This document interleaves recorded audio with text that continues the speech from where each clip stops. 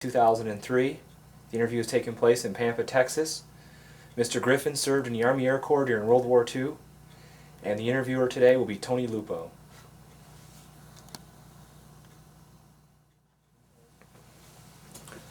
Where were you when Pearl Harbor was bombed? I was in Alexander, Louisiana. And what were you doing? I was asleep. When I woke up, that's all I could hear on the radio. The Japanese had bombed Pearl Harbor. How'd you feel about that? I was surprised, and I felt then like I would be called in service. I hadn't been long registered for service, and they had put me in class C, I believe class CB, and so when I waked up, it was on a Sunday. When I waked up, that's all I could hear on the radio. Japanese had bombed Pearl Harbor. And I felt then, I said, well, they got allowed to call for me to go in service. And sure enough, it wasn't long after that, I received a letter that I was chose for service. And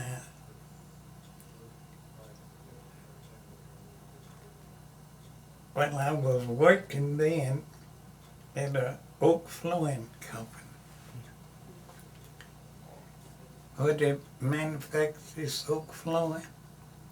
I was working at one of them plants. And so, it wasn't long after that before I got a call card that they chose me for service. And I went to the foreman and told him I was called in service. So he wrote me a strip to get my pay. And so the timekeeper didn't want to pay me all of my money. But I went back to the foreman and he said, what's the matter? And I told him, so he went in, then had time to write me another check for all my money, because I felt like I wouldn't be able to come back to the job, you know. And so I went,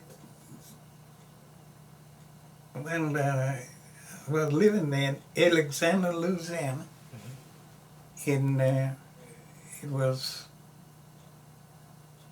Camp Beauregard. It was there in World War I. Well, they had two more camps there after the World War I. So I went through Camp Beauregard, and that's where I received my uniform, Beauregard. And was shipped to Edelton Field in Houston, where I take basic training. And after I finished basic training, I was shipped to Pampa Air Base. They just opening up the base. See, I arrived here on 29th of January, 1943. And they were just opening up the camp out there. And I was shipped in here to cook. That's what I did out there.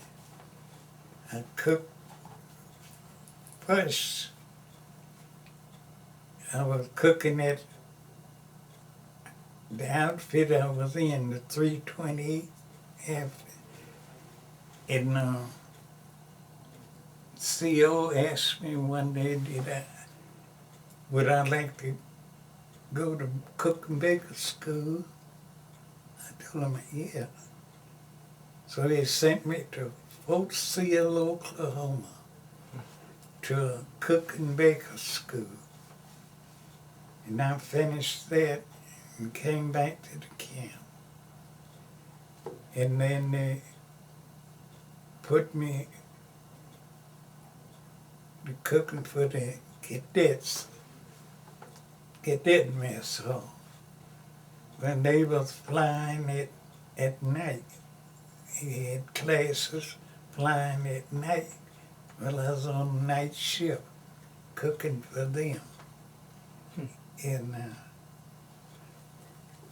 that's after they'd sent me from Houston out here, Elton Field to Pampa Army Air Base.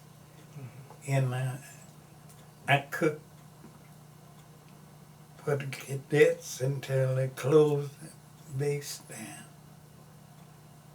And then shipped me to Fort Worth. That base in Fort Worth, I spent one night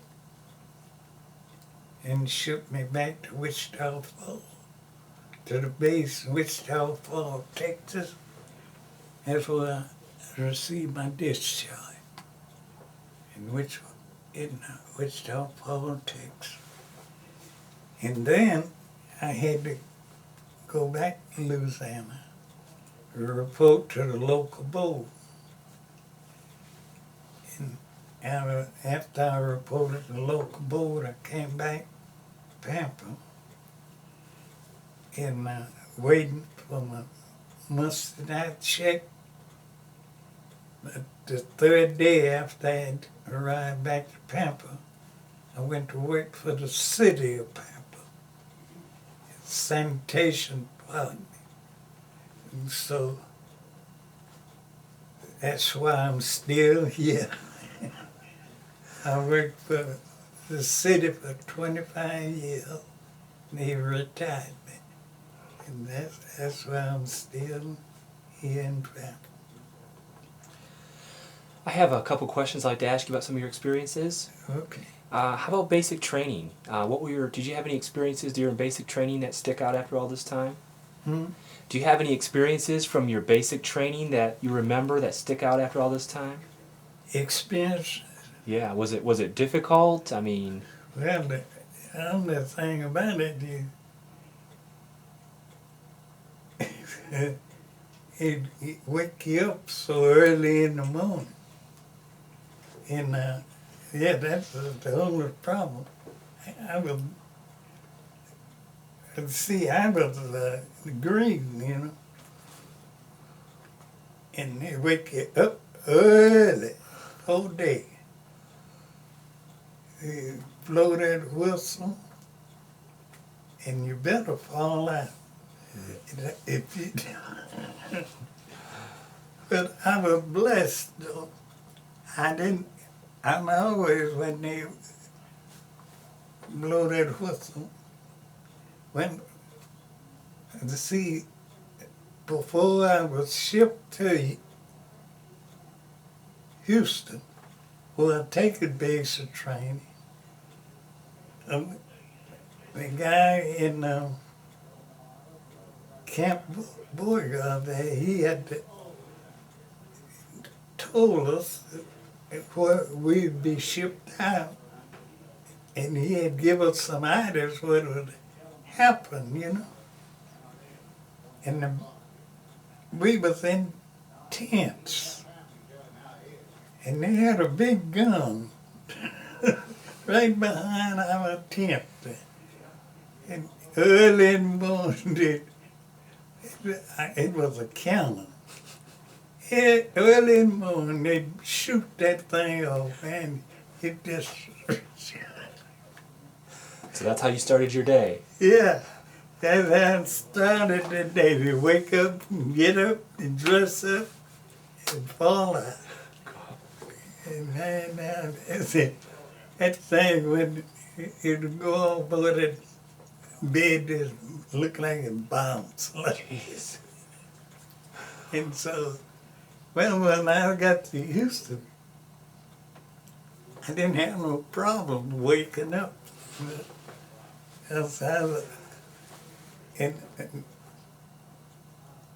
And when I'd go to bed, I'd put my clothes across me like that, you know, so I wouldn't have no trouble, because I knew they'd wake you up early. And I just, when I get up, turn the blanket back, and I just have my clothes. It's Ready to go. Ready to go. And that, I didn't have no problem with that, because I see something. We had a tough sergeant. And the guy had told me before I left Louisiana, the camp in Louisiana, so when you leave here, see, you're going to be on your own sergeant. He meant your own color. Mm. And that was a rotten skunk. Man, every time I went to the rifles range, I tried to figure out some way to shoot him. Really? Now, so you're saying that he wasn't colored? Huh? The sergeant was or was not colored? Yeah, he's colored. Really? But he was really He's just mean? rotten. Really? Just rotten. That's when we go to town, you go in the GI truck. And when we get in town, well, we had to go to the USO and leave our passes in the USO. So you couldn't go nowhere, you know. Because if you be caught off down the streets down there, MP gonna check you. Why? Because Huh? because you were black? Uh, Was it because it was segregated, or why couldn't you go anywhere? I don't understand. Well, you, without your pass, Oh, okay. see, MP catch you without your pass, you same AWOL, you know. Well, I have a question now. The military was segregated when you went in. Is that correct? Correct. Did you experience, basically were people racist towards you when you were going through the military? Oh, yeah. Because when I was shipped from Pampa, when they closed the base down in Pampa, I was shipped from Pampa. Well, when I was joined up with another group come out of California. When it went into Fort Worth. And that guy was over the group. Well, he tried to get the conductor to let me have a berth to sleep in, because the train didn't get there Fort Worth until the next morning. And that guy wouldn't do it. Mm. So this guy was in charge of the soldiers. He cussed him out, talked bad about him and everything. But that didn't help him now. Really? And he said, I just can't do it.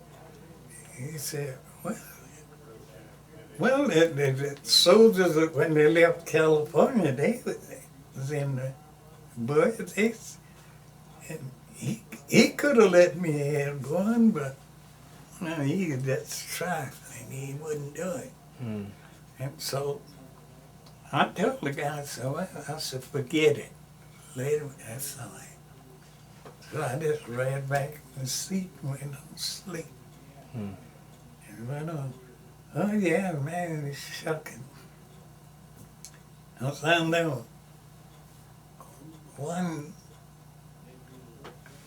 I was going home on leave, and well, you know, we was all together. You know, we was all soldiers, you know, white and black. We didn't think nothing about it, you know. And we was all in line together, and you know, a guy selling tickets. If you want to go anywhere, you better go around.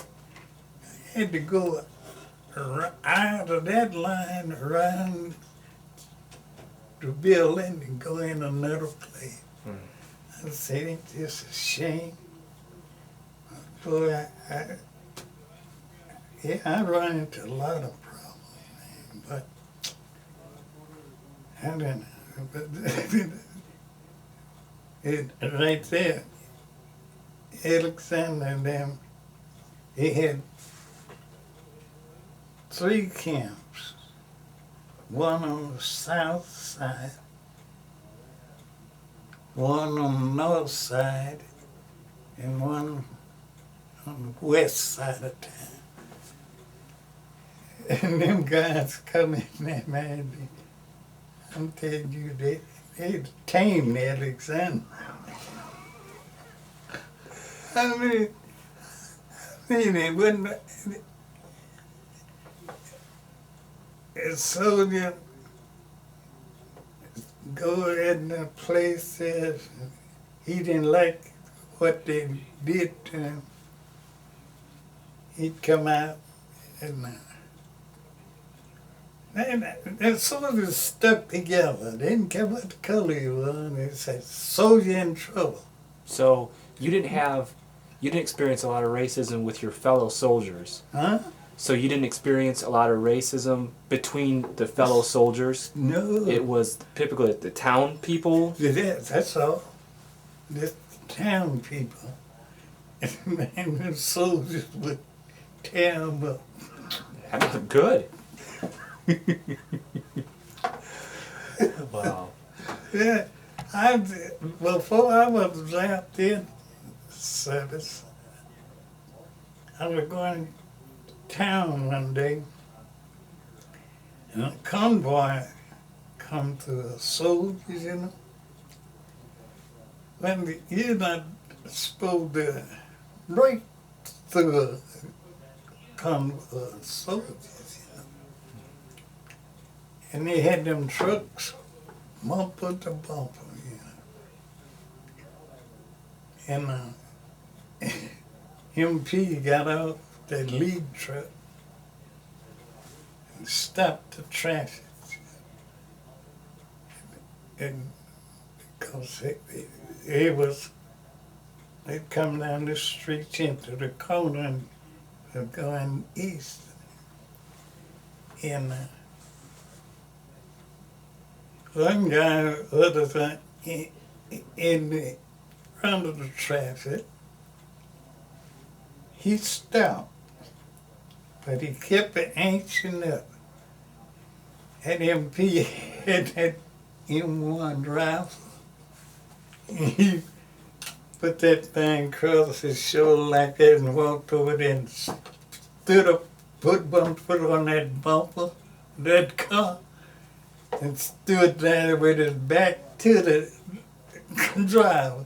That car didn't move another bit. But he just kept inching up, man. And he knew better than that. Yes. But then MP just walked across there, put his foot on the bumper, and had one foot on the bumper, nothing on the ground. That M1 rifle across the lawn like that.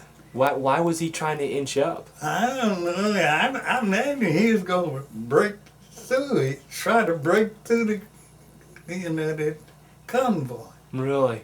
And then MP's like, we're not having any of this. Huh? The MP was like, we're not having any of this. No. Good. Oh, man, no, that. Well, how about after basic training, of course, you went to cooking school, cooking and bakery school. Yeah. Could you explain what that was like? Oh, the cooking baker school? Yeah. And it was, man, the building wasn't much bigger than, it was about wide as this, what we was in our classroom, but the longer though, about 30 or 40 feet longer. And then for seal, they had them big old guns going off over there in the mountains and saying, boy, in that little building, you hear them windows.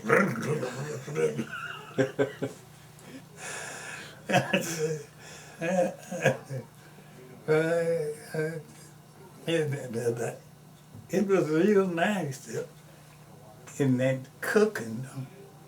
But one thing about it, I already knew how to cook. And if you didn't know how to cook, you was just into it. Because all they was teaching the value of the food. That's all they were teaching. And so, those sergeant was over us there. He started the cooking.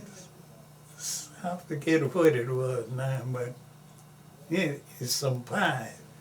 He started baking some lemon pies, And he called me over, come here. Finish this, I got to go out here, Well, I hadn't told the man I didn't know how to cook, but he went on like he's gone, and he was making a 2-crust lemon pie. And so, man, I was just dressing it. He said, thought you couldn't cook. He just standing there watching me. He was right behind me, right on my shoulder. And I was dressing that crust up there. He said, thought you couldn't cook. And I didn't tell you I couldn't cook. He called you out on that one. But then oh Lord, yeah, then he was on me from then on. He wants something baked. And that grew. That's good. I want so many pies. And I don't like that. 'Cause he knew I could do it then. But I hadn't told him I didn't know how to cook when I went there. I didn't tell him I didn't know. But he just decided didn't know how to cook when I come there. Yep. But I knew all about it. And it was, I think it was just a bunch of men in that class and 2 women. I think this,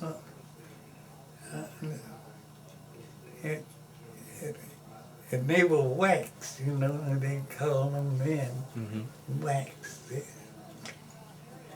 And that's another thing, I didn't have no problems on the base market. And I was cooking for them. I cooked at the hospital mess. That was a year. I was cooking at the hospital mess when I first come in. And the wax, they had a bunch of wax here. And they ate at the hospital mess, And every day at noon when I was I was on day and off a day.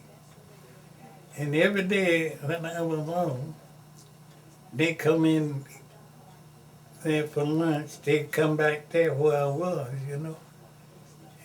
And the sergeant, mess sergeant didn't like that at all. Really?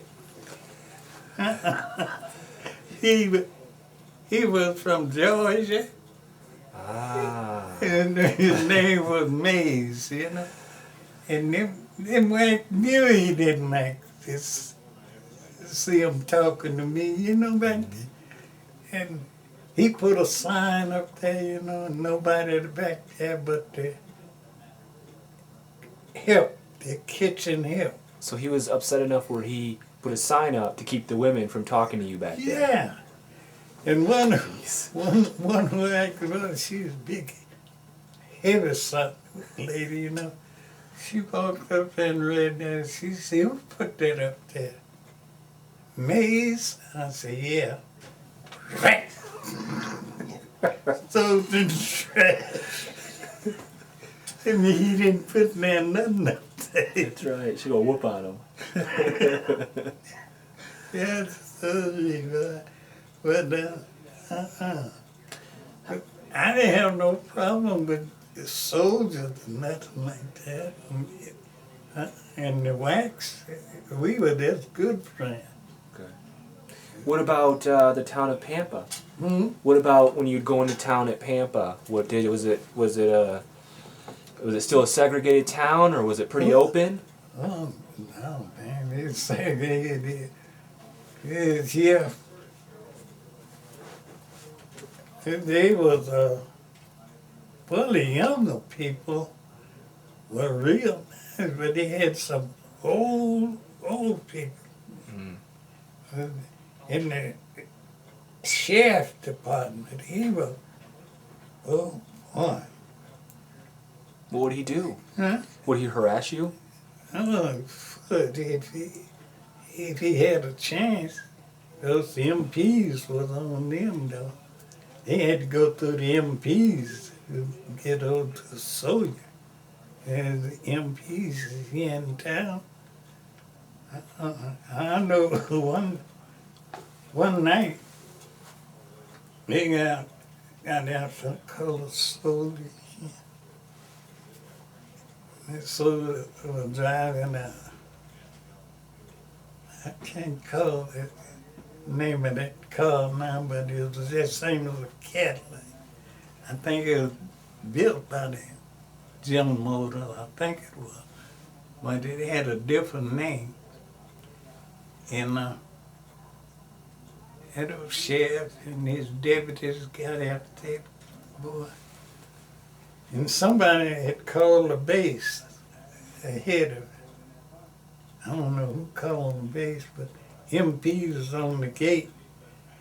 When the car turned off the pavement, they waved him on in like that, you know, and he went on in, and they shut the gate.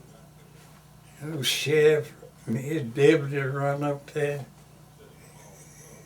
That's all the fun.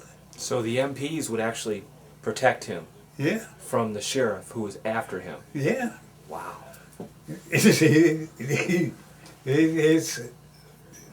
you can't, he said, well, he said, you can't go in, you just have to go back to town. He said, you can't go in. And boy, and they had them 45s on them, man.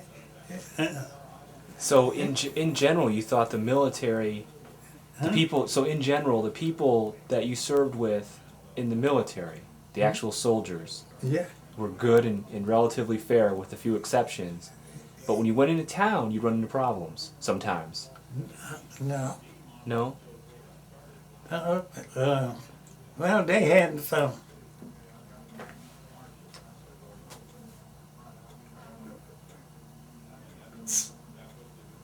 Down on the south side where the colored people were, they had cafes and things down there.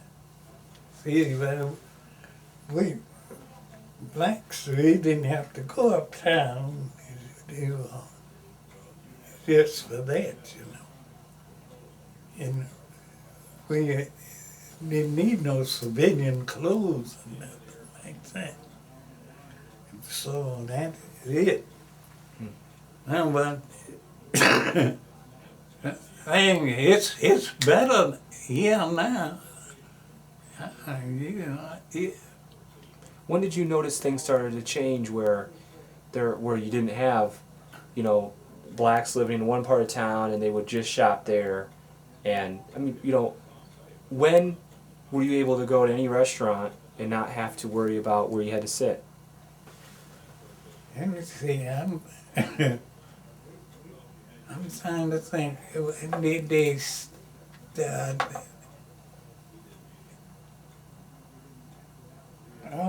They're back. It's been quite a few years back. The first ones started at, well, that restaurant is done closed now. But it was, I can't call the name of them now, because they left town not too long ago. No, it was Furs Food. They were the first ones started, letting blacks go in. So now, you can go in any of them now. Yeah. I mean, obviously, right now it's not segregated, but I mean, you've been around for 97 years. Yeah. I was never raised in an area where things were segregated. I've only read about it, and it sounds to me like you actually saw it. Oh, yeah. Interesting. Yeah. Also, when I first came here, after I got out of service, when I went to work for the city, and I was working for the sanitation department.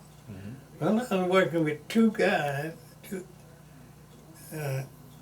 One of them was helping me dump the barrel, and the other one was driving.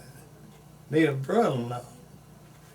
And they was real nice guys, And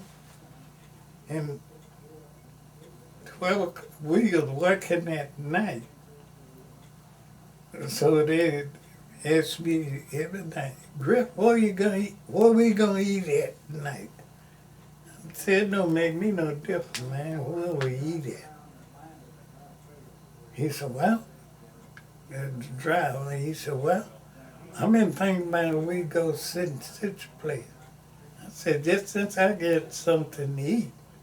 I said, now when we drive up there, and they said they can't feed me, he said, if they can't feed you, they can't feed me.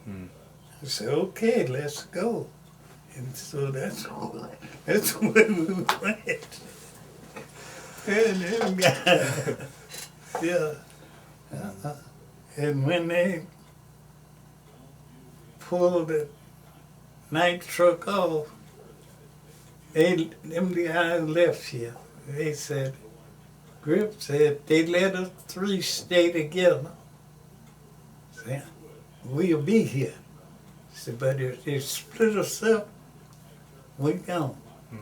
And I ain't heard tell of them guys since. I don't know where they went to. But they left, yeah. Good. Other than that, I was always, ever since, I left home when I was 16 years old. And it seemed like it'd be my luck to get a job, work with just me and some whites, But I never had no problem with them. Good.